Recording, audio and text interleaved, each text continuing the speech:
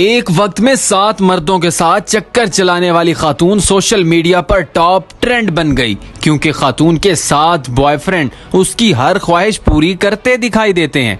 खातून का कहना है उन्होंने सिर्फ और सिर्फ बुजुर्ग मर्दों के साथ ही ताल्लुकात कायम किए, क्योंकि माजी में उनके रिलेशनशिप नाकाम रहे। खातून ने बताया, मैं बुजुर्गों को खुश जरूर रखती हूँ, लेकिन वो सब मिलकर भी मुझे खुश रखने में बुरी तरह नाकाम दिखाई देते हैं। खातून ने बताया कि वो नौजवानों के साथ भी रिलेशनशिप में रह चुकी है, ताहम वो सब के सब नाकाम हुए। नौजवान खुश तो रखते हैं लेकिन अखराजात पूरे नहीं कर पाते, जिसके बाद फैसला किया कि वो अब सिर्फ और सिर्फ पेंशन लेने वाले अफराद से ही ताल्लुकात कायम करेगी। खातून का मानना है कि दिल बुढ़ापे में भी जवान ही रहता है। खातून ने बताया कि मेरे 7 बुजुर्ग बॉयफ्रेंड हैं, पेंशन होल्डर भी हैं, हैरत अंगेज तौर पर तमाम एक दूसरे को जानते भी हैं।